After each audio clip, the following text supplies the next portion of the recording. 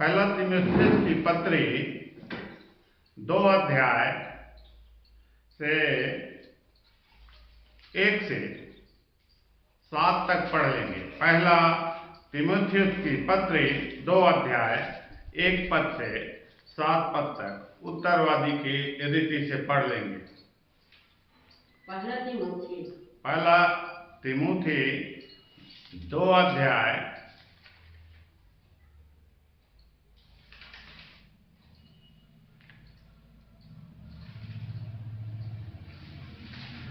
अब मैं सबसे पहले यह उपदेश देता हूं कि विनती और प्रार्थना और निवेदन और धन्यवाद सब मनुष्यों के लिए किए जाए, राजाओं और सब ऊंचे पद वालों के निमित्त, इसलिए कि हम विश्राम और चैन के साथ सारी भक्ति और गंभीरता से जीवन बिताएं।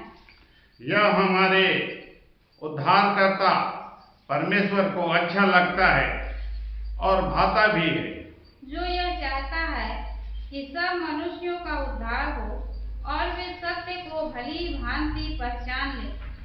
क्योंकि परमेश्वर एक ही है और परमेश्वर और मनुष्यों के बीच में भी एक ही बीच हुई है, अर्थात मसीह यीशु जो मनुष्य है, जिसने अपने आप को सबके छुटकारे के दाम में दे दिया और उसकी गवाही ठीक समय पर दी गई।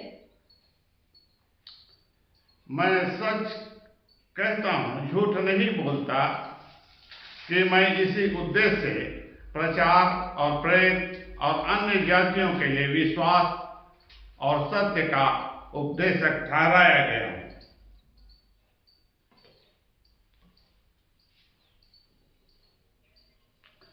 तो पिछले समय हमने सीखा कि विनती और प्रार्थना यरूशलेम की संतानों के लिए किए जाए, परमेश्वर की प्रजा जो यरूशलेम में रहती उसके लिए किया जाए, और वे सारे लोग जो परमेश्वर के वास्तविक प्रजा हैं, जिन्होंने नया जन्म लिया है, वह प्रजा उससे प्रार्थना करती है। और आज हम फिर से इस बात पर ध्यान देंगे और सीखेंगे कि हमें और किन लोगों के लिए प्रार्थना करना चाहिए। तो यहाँ दूसरा तीमुथियुस 2 अध्याय 1 पद में जैसे दिया है कि विनती और प्रार्थना और निवेदन और धन्यवाद सब मनुष्यों के लिए किया जाए।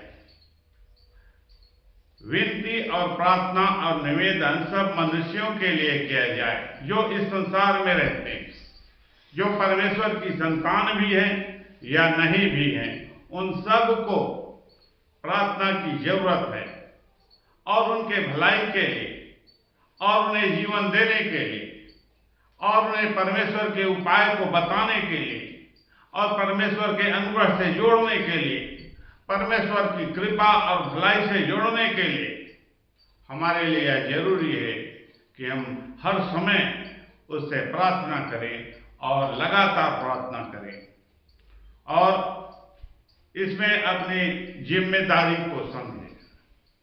तो हम जबकि प्रार्थना करते हैं तो हमें इस बात का ध्यान रखना पड़ेगा। इफिसियों की पत्री 6 अध्याय 18 पद, देखिए वहां क्या लिखा है।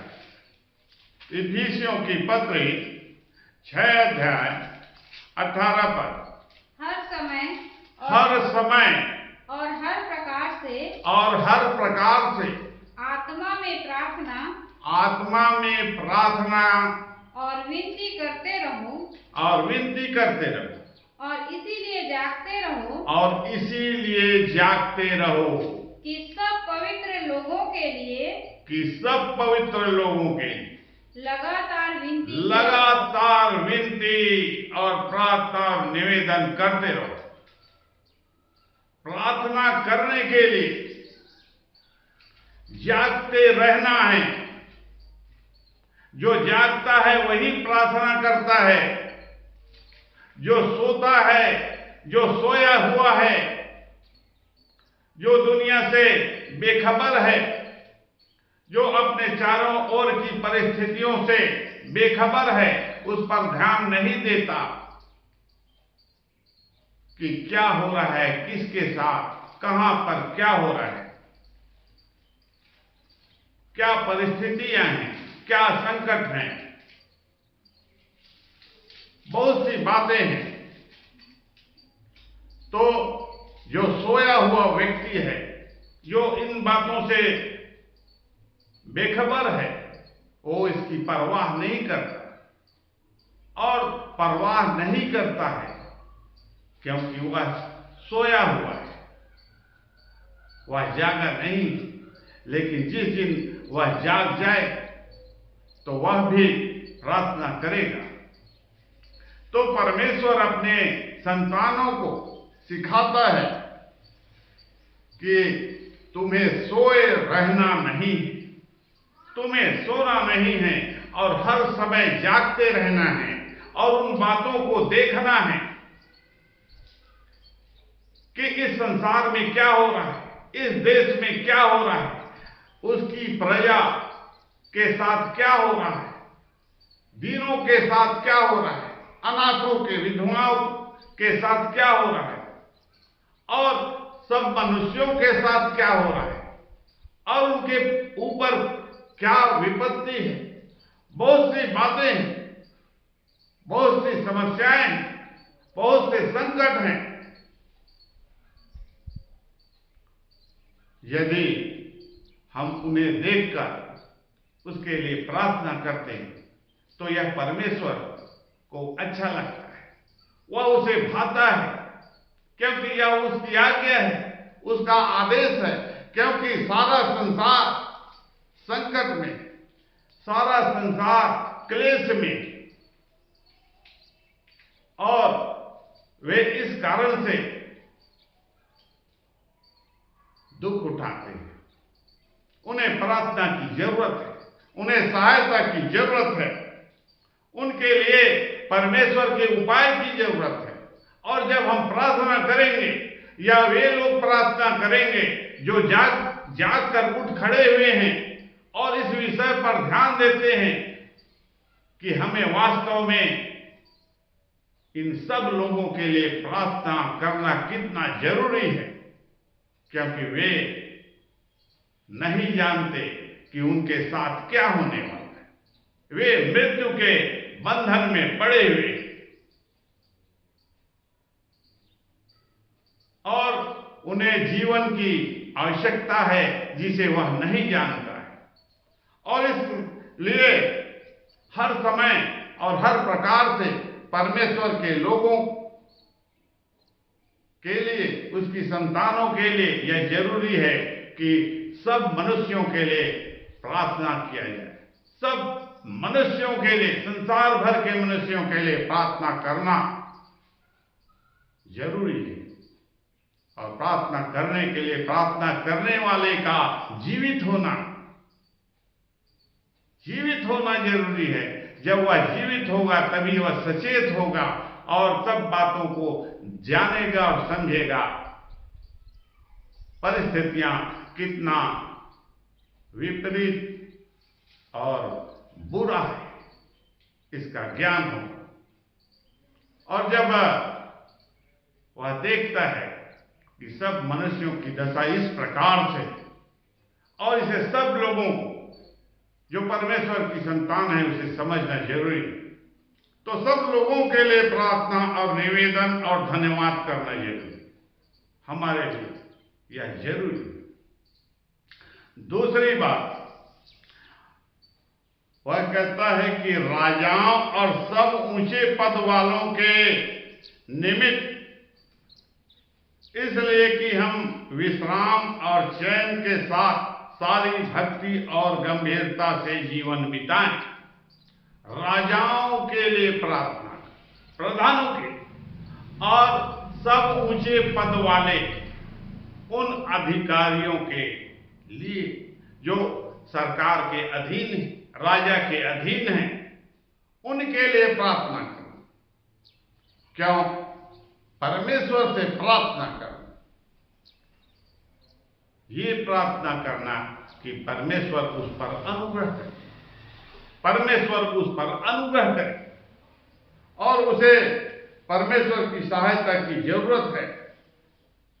क्यों जरूरत है? जीवन पाने के लिए राजा को भी जो अधिकार रखता है अपने आप में इस संसार में, उन प्रधानों को भी जरूरी है जो इस संसार पर विभिन्न देश में राज करते हैं, और उन अधिकारियों के लिए भी जरूरी है जो राजा के उस निर्णय का, आदेश का प्रजा के लिए उसे पालन करवाते हैं। सब प्रकार के निर्णय उन्हीं के द्वारा राजा के आदेश को उन तक पहुंचाया जाता है। और वे भी मनुष्य हैं, उनका जब भला होगा तब परमेश्वर की संतान का भला होगा, उनके साथ अच्छा होगा तभी परमेश्वर की प्रजा के साथ अच्छा होगा। और इसलिए परमेश्वर चाहता है कि राजा से लेकर उनके सारे अधिकारी भी परमेश्वर का भय माने, उसके अधिकार के अधीनता में आए और मन फिराएं और पश्चाताप करके परमेश्वर से जीवन पाएं और भलाई करना सीखें, बुराई को छोड़ दें, दुष्टता को छोड़ दें और बिना मतलब के किसी पर अन्याय और अत्याचार न करें। इसके विषय में जबकि एक राजा है जो बहुत ही गंभीर हुआ और इस विषय में सचेत हुआ, फारस का वह राजा खुसरो है, जिसने क्या किया, जब वह अपने राज्य में स्थिर हुआ तो परमेश्वर की सहायता की जरूरत को उसने महसूस किया अपने जीवन में। और जब उसने महसूस किया कि जीवन परमेश्वर के पास है, भलाई परमेश्वर के द्वारा ही मिलती है, परमेश्वर के उपाय के द्वारा ही राजा भी जीवन पाता है। राजा के साथ जो अच्छाई होती, उन सब बातों के परमेश्वर ही जिम्मेदार है। तो परमेश्वर को खोजने का कार्य किया उसने, और परमेश्वर के को खोजने के लिए और उसकी भलाई को पाने के लिए उसने क्या किया, उसने इस बात की खोज की कि परमेश्वर का वह बलिदान कहां पर किया जाता है। परमेश्वर का बलिदान, परमेश्वर के लिए वह बलिदान जो इस संसार में किए जाते हैं वह कहां पर है। तो उसने पाया कि वह यरूशलेम है, और यरूशलेम में वह मंदिर है जिसमें परमेश्वर के लिए भेंट और बलिदान चढ़ाए जाते हैं। लेकिन वह मंदिर टूट गया है और बिखर गया है और वह उस रूप में नहीं है। तब उसने उस मंदिर को बनाने के विषय में ठाना और इसके लिए उसने अपने कर्मचारियों को लगा दिया, और उसने आगे यह किया कि इसके लिए वहां के पुरानियों को और मुख्य लोगों को साथ लिया, ठहराया कि वे उस मंदिर को फिर से बनाएं, और मंदिर को बनाकर उसमें याजक भी नियुक्त करें, और याजक और मंदिर के सारे बनाने का खर्चा राजा उठाए। राजा ने दिया, पूरी सहायता दी और याजक को परमेश्वर की ओर से खर्चा पानी दिया जाए। तो ऐसा ठहराया गया और भेंट और बलिदान को मंदिर में शुरू किया गया खुसरू राजा के द्वारा। और उसने ऐसा क्यों किया? उसने ऐसा इसलिए किया कि याजक परमेश्वर से, वो उस परमेश्वर से जो स्वर्ग और पृथ्वी का परमेश्वर है और जो जीवन का दाता है, जीवन का करता है, सारी सृष्टि का करता है, भलाई उसके द्वारा है, जीवन उसी से मिलता है, तो उसी से प्रार्थना करना है, उसी से निवेदन करना है और उसी को पुकारना है, उसी को बलिदान चढ़ाना है। वे सारी प्रक्रिया उसने पूरी की। याजक को ठहरा दिया उसने कि वह उस राजा के लिए और उनके राजकुमारों के लिए प्रार्थना करे। क्यों प्रार्थना करे? दीर्घायु होने के लिए। अर्थात वह राजा यह चाहता है कि वह और उसकी संतान, उसके राजकुमार जीवन पाए और उसकी भलाई हो। इस भलाई को जो परमेश्वर से मिलता है, इस जीवन को जो परमेश्वर की ओर से मिलता है, पाने के लिए राजा खुसरू ने कितना परिश्रम किया, उपाय किया। उसने मंदिर बनवाया, यरूशलेम की मंदिर को बनवाया और उसकी संपूर्ण खर्चा को दिया।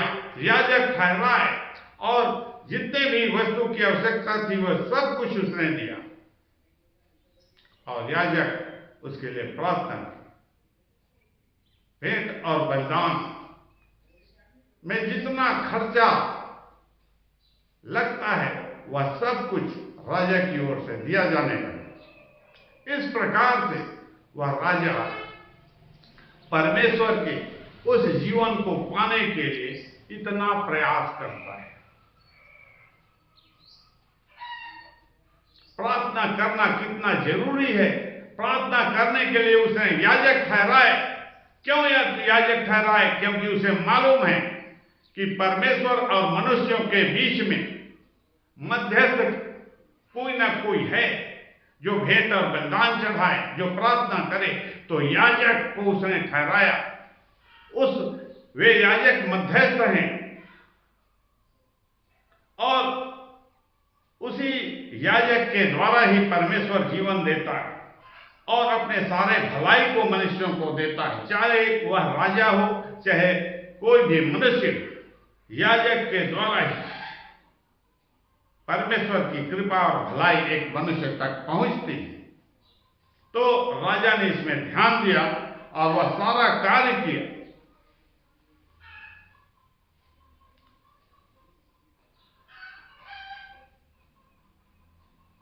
स्वर्ग और पृथ्वी जितने भी कार्य होते हैं, राजा को जो अधिकार उसने दिया है और उसके अधिकारियों को जो अधिकार मिला है, ये सब स्वर्ग के परमेश्वर की ओर से ठहराए गए और इस कारण से हर मनुष्य के लिए वह जरूरी है कि वह अधिकारियों और उन बड़े अधिकारियों के और राजा के अधीन रहे और अधिकारता का अधिकार जो उन्हें दिया गया है उसका सम्मान करें।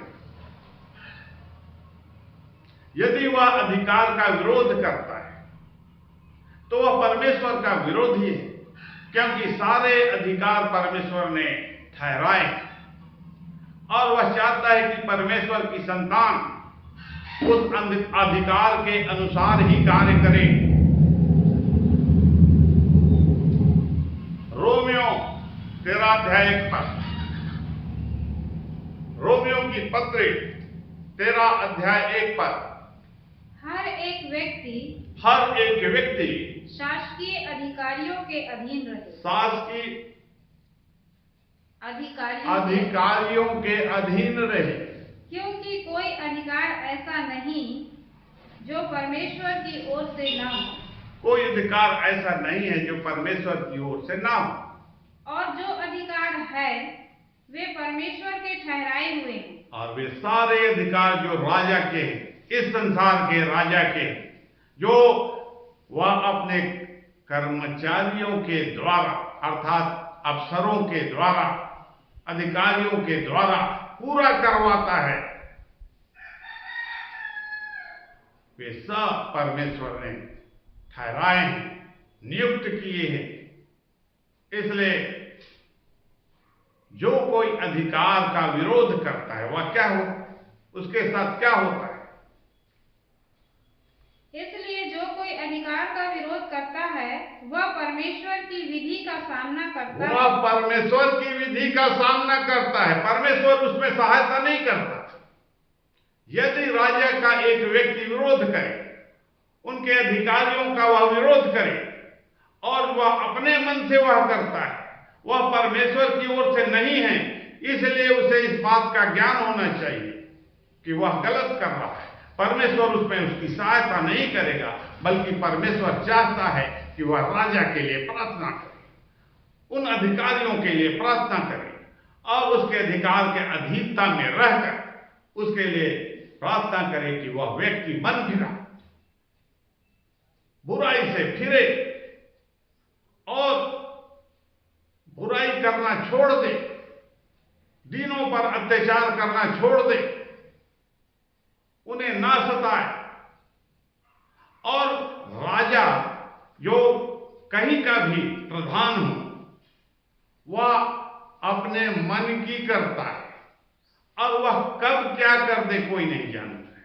वह सही है या गलत, इसका निर्णय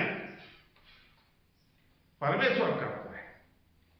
वह स्वयं नहीं जानता है, वह तो सोचता है कि मैं अच्छा कर रहा हूं, लेकिन लोगों के लिए वह बुरा होता है।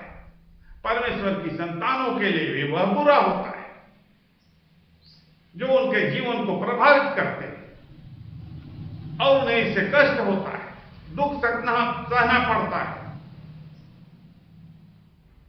और इस कारण से वे परमेश्वर की उपासना नहीं कर पाते, उसकी भक्ति आराधना नहीं कर पाते, उसे भेंट और बलिदान नहीं चढ़ा पाते और परमेश्वर के कार्य को नहीं कर पाते और उनका स्वयं का जीवन संकटमय हो जाता है राजा के कारण, उन अधिकारियों के कारण, क्योंकि वे जो कुछ भी कर रहे हैं संसार में वह ठीक नहीं कर रहा है, वह ठीक नहीं है। इसलिए अधिकार परमेश्वर ने राजाओं को दिया है और उस अधिकार के अधीनता में रहकर परमेश्वर की संतानों को प्रार्थना करना चाहिए। और जब हम इस प्रकार से प्रार्थना करते हैं तो परमेश्वर हमारी सहायता करता है। और उसका उद्देश्य है, उसका क्या उद्देश्य है? यह कि हमारे उद्धारकर्ता परमेश्वर को यह अच्छा लगता है और भाता भी है। यह परमेश्वर को अच्छा लगता है और भाता है। क्यों? क्योंकि हम सही दिशा में काम कर रहे हैं। जो परमेश्वर चाहता है हम उसी के अनुसार हम करने लगे हैं, हम उनके लिए प्रार्थना करने लगे, हम उन्हें बताने लगे हैं, हम उन्हें समझाने लगते हैं। लेकिन सबसे जरूरी बात जो है वह है किसी के लिए अनुग्रह को प्राप्त करना। तो राजा के लिए हम जब प्रार्थना करते हैं, परमेश्वर की संतान जब प्रार्थना करती है, तो परमेश्वर अनुग्रह करता है और अनुग्रह करने के बाद उसके साथ ये होता है कि एक समय, एक दिन आता है जब वह बुराई से अपने आप को अलग करता है और जो जो उसने बुरा किया है उसके लिए मन फिराता है, मन फिराकर अच्छे काम करने लगता है। वह उसके लिए बलिदान चढ़ाता है, वह उसके लिए जो उसने पाप किए, अधर्म किए, अपने पुराने समय में जितने भी प्रकार के उनके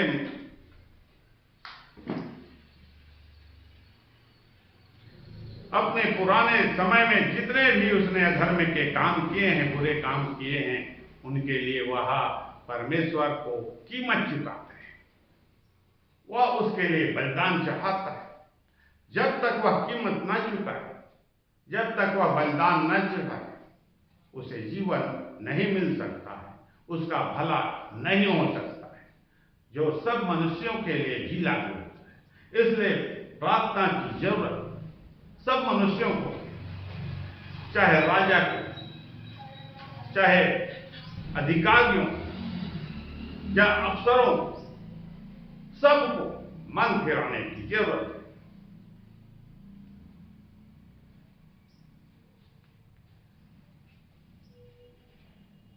वह यह चाहता है कि सब मनुष्यों का उद्धार, परमेश्वर चाहता है कि सब मनुष्यों का उद्धार हो और वे सत्य को भली भांति पहचानें। और सत्य को कब पहचानेंगे? सत्य को एक मनुष्य कैसे पहचानता है? तो राजा कैसे पहचानेगा, वे अधिकारी कैसे पहचानेंगे? जब परमेश्वर उन पर अनुग्रह करेगा तब उनकी आंखों को खोलेगा और आंखों को खोलने के लिए अपना प्रकाशन देगा, उस सत्य के सुसमाचार के प्रकाश को देगा। और इस प्रकार से जब उस प्रकाश को देखता है एक व्यक्ति, तब उसकी आंखें खुलती हैं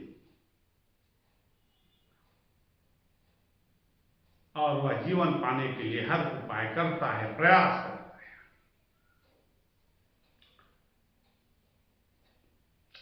पहला तीमुथियुस 4:10, पहला तीमुथियुस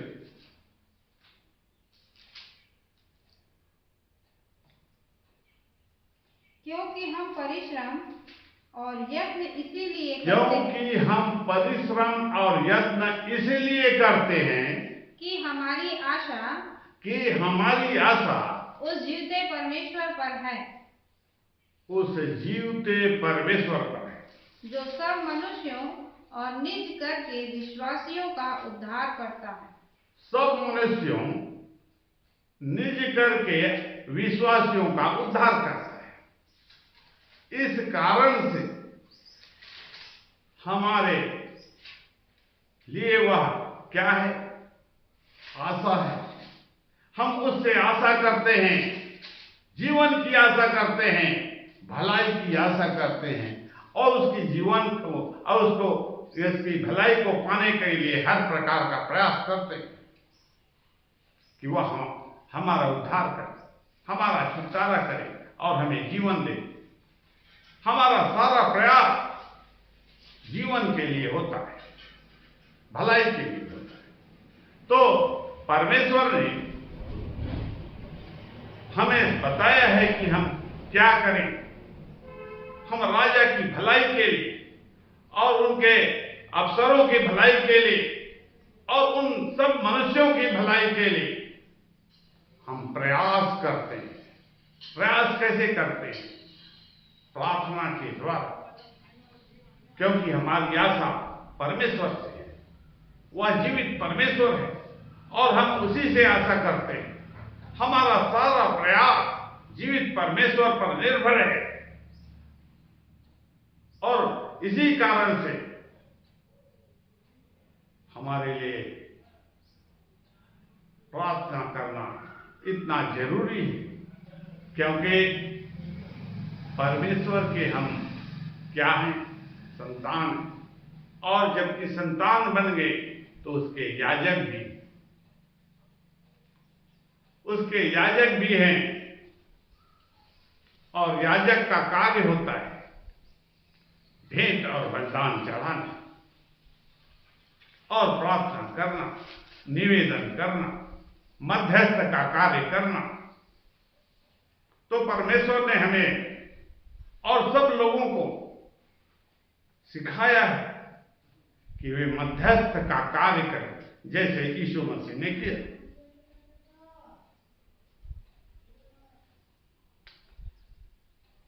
पांच पद पढ़ें। क्योंकि परमेश्वर एक ही है और परमेश्वर और मनुष्यों के बीच में भी एक ही बीचवई है, अर्थात मसीह यीशु जो मनुष्य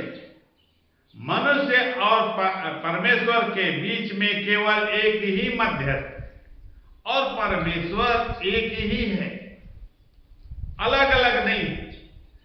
इस संसार में, स्वर्ग और पृथ्वी में केवल एक ही प्रधान है,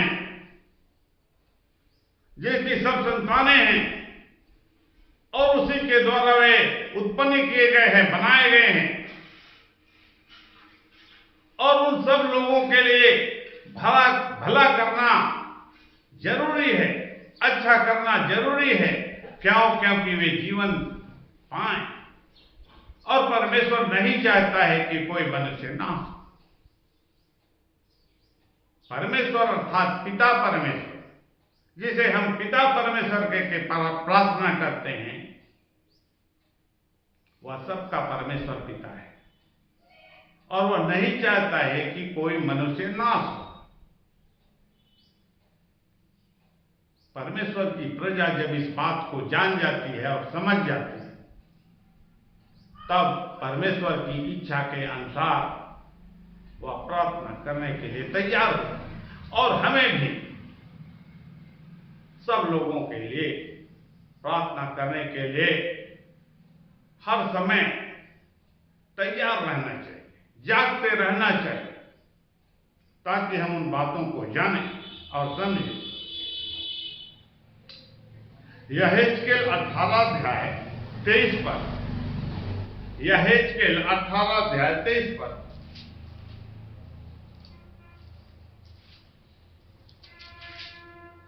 प्रभु यहोवा की यह वाणी है, प्रभु यहोवा की यह वाणी है, क्या मैं दुष्ट के मरने से कुछ भी प्रसन्न होता हूँ? क्या मैं दुष्ट के मरने से कुछ भी प्रसन्न होता हूँ? क्या मैं इससे प्रसन्न नहीं होता कि वह अपने मार्ग से फिरकर जीवित रहे? क्या मैं इस बात से प्रसन्न नहीं होता कि एक दुष्ट व्यक्ति अपने मार्ग से फिरकर क्या हो? जीवित रहे। जीवित कब रहेगा? जब वह मार्ग से फिरेगा। किस मार्ग से फिरेगा?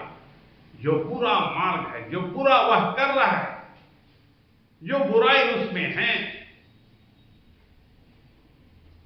वह उससे अलग होने का निर्णय कर ले और भला करने के लिए, एक दूसरे की भलाई के लिए, लोगों की भलाई के लिए, दीनहीनों के लिए, उनकी भलाई के लिए, जरूरतमंदों की भलाई के लिए, अपनी सारी दुष्टता को छोड़कर, अपने सारी बुराई को छोड़कर, मन फिराकर परमेश्वर के निकट आ जाए। और जब एक व्यक्ति ऐसा करता है तो निश्चित रूप से वह जीवन के मार्ग को पकड़ लेता है और जीवन को पा जाता है, और परमेश्वर यही चाहता है।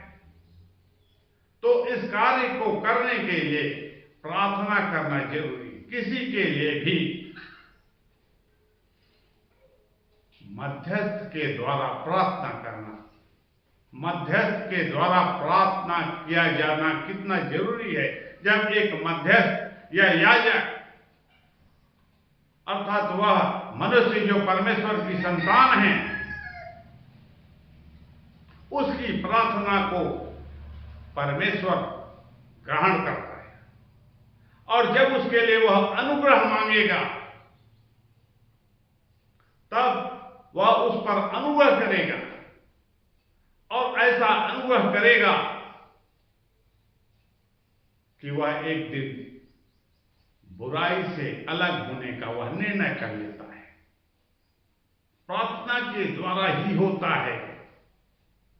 प्रार्थना के द्वारा ही एक व्यक्ति बुराई से अलग होने का निर्णय करता है। इतना बड़ा कार्य परमेश्वर की शक्ति, परमेश्वर से प्रार्थना करने में है। प्रार्थना करने में इतनी शक्ति, क्योंकि परमेश्वर प्रार्थना को सुनता है और उसके अनुसार करता है। यह अधिकार उसने हमें दिया है, प्रार्थना करने का अधिकार और हमारी प्रार्थना को सुनने का अधिकार परमेश्वर ने हमें दिया है, क्योंकि हम परमेश्वर और मनुष्य के बीच में मध्यस्थ हैं। यीशु मसीह के जाने के बाद, यीशु मसीह के जाने के बाद हमारा प्रधान याजक वह मनुष्य और परमेश्वर के बीच में मध्यस्थ बना, वह महायाजक है। उसके बाद जितनी उसकी संतानें हैं वे सब याजक का पद पा जाते हैं। और याजक के लिए क्या जरूरी है? याजक के लिए वह जरूरी है कि वह मनुष्य को बचाने के लिए प्रार्थना करे, अनुग्रह मांगे, क्योंकि भेंट और बलिदान चढ़ाने का कार्य उसी का।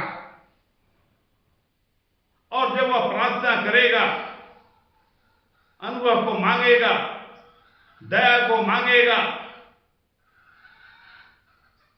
तब प्रार्थना को परमेश्वर सुनेगा। लेकिन यदि वह याजक या फिर जितने भी याजक जो परमेश्वर की संतान कहलाते हैं, या फिर उसे विश्वासी कहें, ये क्या कर रही है? सोई है।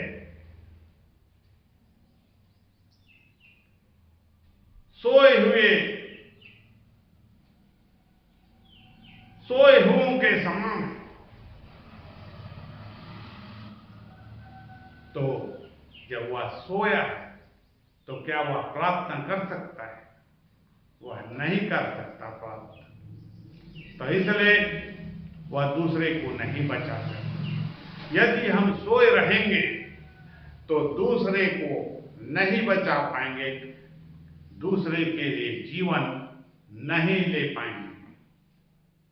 यह है परमेश्वर का उपाय, परमेश्वर की इच्छा। और यहां पर वह आगे कहता है 6 पद में, जिसने अपने आप को सबके छुटकारे के दाम में दे दिया ताकि उसकी गवाही ठीक समय पर दी जाए। ये है वह कीमत, या ये है वह बलिदान जो मनुष्य मन फिराता है, बुराई से दूर होता है और अपने उन बुरे कर्मों के लिए, बुरे स्वभाव के लिए जो उसने छोड़ दिया है, उस पाप के लिए, उस अधर्म के लिए, उसे ढांपने के लिए, उसे मिटाने के लिए यह कीमत है प्रभु यीशु मसीह का वह लहू, बलिदान का वह लहू। इसीलिए बलिदान चढ़ाया जाता है ताकि जितने भी अपराध उसके द्वारा किए गए हैं उन सब के लिए वह बलिदान चढ़ाए, कीमत चुकाए, लहू बहाए, और तब उसे छुटकारा दिया जाएगा। और जब उसे छुटकारा मिल जाएगा तब वह जीवन पा जाएगा। इसी प्रकार से हमने उस जीवन को, यह सारे जगत के लोगों ने उस जीवन को पाया है विश्वास के द्वारा। और हम मानते हैं और वे सब लोग मानते हैं कि प्रभु यीशु मसीह स्वर्ग और पृथ्वी के बीच में एक ऐसा मध्यस्थ है लोगों को छुड़ाने के लिए, मृत्यु के चंगुल से छुड़ाने के लिए। केवल एकमात्र वह उपाय है, केवल एकमात्र रास्ता है, क्योंकि वह सत्य है और उसी के द्वारा जीवन मिलता है, उसी के द्वारा भला होता है। किसी का भला उसी के उपाय से ही होता है और उसके उपाय के अनुसार जो उसके साथ उसके याजक गण, उसके लोग उससे जुड़े हैं, वे लगातार प्रार्थना इसी कारण से करते हैं। और हमारे लिए भी यह समय है, हर एक के लिए आज वह समय है कि मध्यस्थता के कार्य को हम अपने जीवन में अपना लें और दूसरों के लिए, दूसरों को परमेश्वर से जोड़ने के लिए प्रार्थना करें, मध्यस्थता की प्रार्थना करें। और निश्चित रूप से प्रार्थना को सुनकर परमेश्वर उपाय करेगा और निश्चित रूप से वह जीवन को वह मनुष्य पा जाएगा। इसलिए प्रार्थना करना हमारे लिए बहुत जरूरी है और प्रत्येक मनुष्य के लिए जरूरी है कि नित्य वह प्रार्थना करे, हर प्रकार से प्रार्थना करे, आत्मा में होकर प्रार्थना करे, परमेश्वर से जुड़कर प्रार्थना करे, परमेश्वर की आत्मा से जुड़कर प्रार्थना करे, राजाओं के लिए प्रार्थना करे, प्रधानों के लिए प्रार्थना करे, अधिकारियों के लिए प्रार्थना करे। और जब वे सभी इस प्रकार से प्रार्थना करेंगे तो परमेश्वर की संतानों का भला होगा। तब ही वे भलाई को देखेंगे, भलाई को पाएंगे, जो इस संसार में उनके साथ नहीं होता है। लगातार उनके ऊपर क्लेश इसी कारण से आता है, वे संकटों का इसी कारण लगातार सामना करते हैं।